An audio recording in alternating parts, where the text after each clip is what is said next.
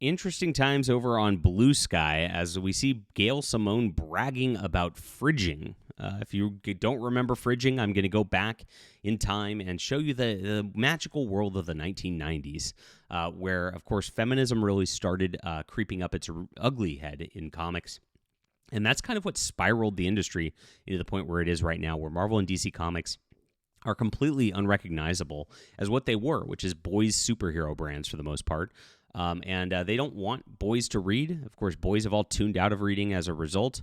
And we have a comic industry that, like, nobody reads any of the books anymore. And it started here. So this is pretty interesting. Like, if you look at it from a historical analysis, you can see, like, just like the straight line from, hey, you need to stop fridging. And again, I'll explain what fridging is if you don't remember, to, every superhero is now a black, gay, lesbian, disabled person. And it's not very super fun to watch whatsoever. So please hit the like and subscribe button. Join us here as we talk about all things in comics. Really appreciate you guys for being here. I am a comic creator myself. I just started a new Substack where I'm just putting up my Flying Sparks comic a day at just a page at a time. Pretty much every day. I forgot to yesterday. Whoops. But I'm trying to do it. And I'm going to put up other stuff here as well. And it's just starting because I want you guys to read. It's so important to cultivate readership again. And in the comic industry, again, is not about readership. It's about people collecting the same thing and just like bagging and boarding it and putting it in their little box. It's a problem. And that's why, you see things like Webtoon and Tapas where people are actually reading online and it's just running circles around everything. So we're trying to generate readers here again. I'm doing so. This is my superhero story. It ends up being 15 issues long. And there's going to be more. I'm doing commentary, like video tracks on here for paid subscribers.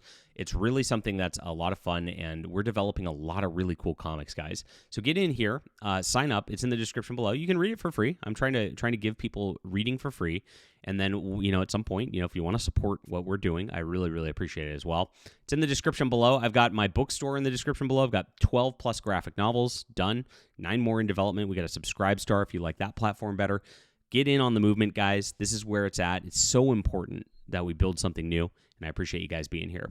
All right, so let's get into Gail Simone's deal. Her popularity came from the 1990s when she attacked male comic book writers for putting superhero girlfriends in harm's way, coining the term fridging. She's bragging about that. It's been added to the dictionary over on Blue Sky right here. So if you guys don't know, comics have been in a dismal state over the last decade or more because of storylines that have stopped being fun and mattering.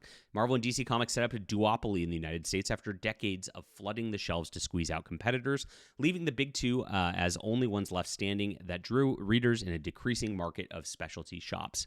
Most fans wanted to see their beloved superheroes continue their adventures, but in the mid-2010s, readers saw all of them being replaced. Black female Iron Man, female Thor, black Hispanic Spider-Man, gay Superman, and more took as a new crop of writers took over, forming a whisper network of those who bowed to identity politics first before storytelling.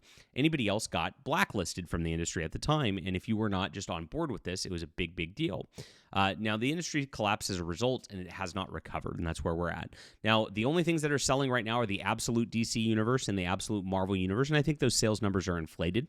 But they are because, you have Jonathan Hickman, people following in Marvel, and Scott Snyder in DC, and people are following this sort of edgier, grittier universe of some of their favorite heroes because they're getting what they want to some level. They're getting a roided out Batman who's just beating people up.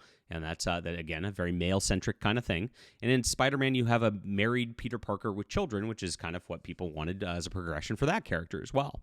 So this is the only thing that's going on. The mainline universes are not selling whatsoever. In fact, Uncanny X-Men and X-Men, where the whole line, which was rebooted with all new #1 first issues just a year ago, from what I'm hearing from my retail sources, is just in the toilet in terms of sales. It's not going well at all. Nobody's paying attention to it.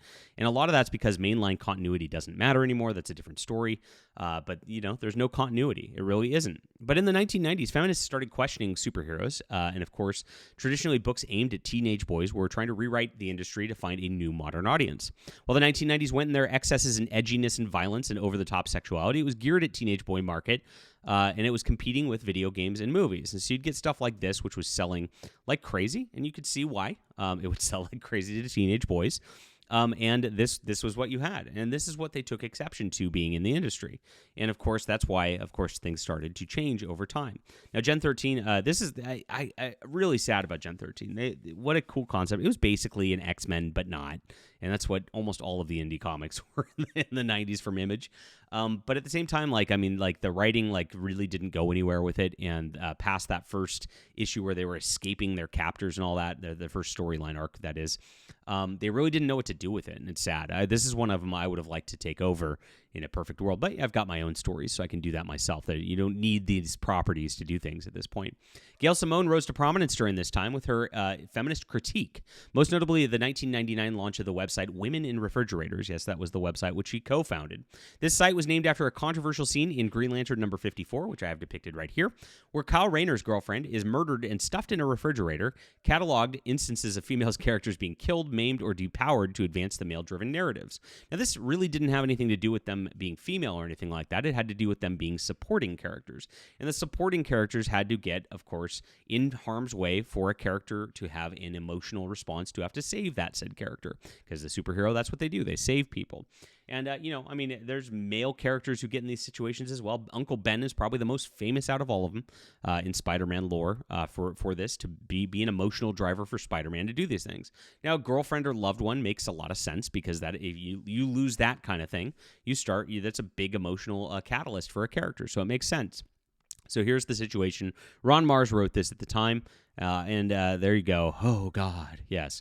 So Gail Simone's talking about it today, and as you can see, so Merriam-Webster has announced that fridge is an official word in their dictionary now as a verb, cited me as the concept's creator with the definition. Very cool and weird at the same time. I got death threats over this.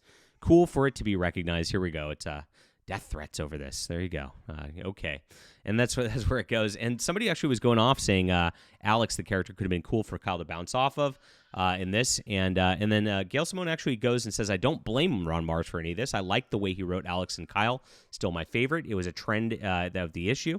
Ron Mars has been incredibly gracious and understanding about this. Pretty interesting on this front. Ron Mars has been very deferential to the SJW cult in recent years. And if you go to his X, I don't even know if he's on X or Blue Sky now, all he does is rant about the politics over and over and over again by like a lot of these people.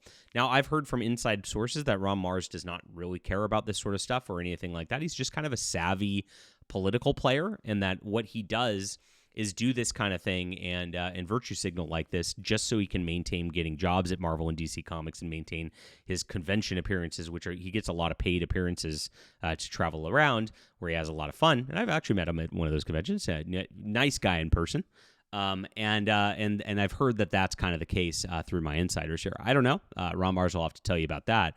But interesting stuff right here, and interesting that Gail then does go to Ron Mars's defense just on a kind of innocuous comment about the character right here, which didn't really, throw any shade at Ron Mars at all. It's like announcing. It's like a mafia in comics. It really is. Like I said, there's a whisper network. It's all about politics. It's like Ron Mars is under our protection. Like, you got a problem with that? You got a problem with me. The godfather of this here, or godmother, I guess it would be in this instance.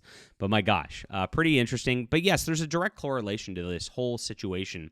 And of course, feminists rising to power in the early 2000s, trying to change all the characters, trying to change superheroism, trying to change the fact that these are young boys' properties for the most part, action, adventure storylines, and trying to gear them more towards women and the like. That change immediately, pursuing a different audience than was already there, is kind of what led to our destruction of the comic industry to begin with. And that's why we're making our own comics at this point, doing our own things. I think you'll really enjoy it.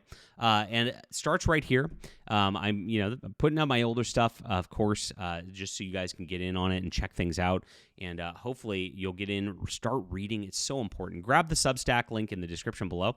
I love Substack. It's a free speech platform. It lets me connect with you guys, which is really, really important. Of course, you guys get to read.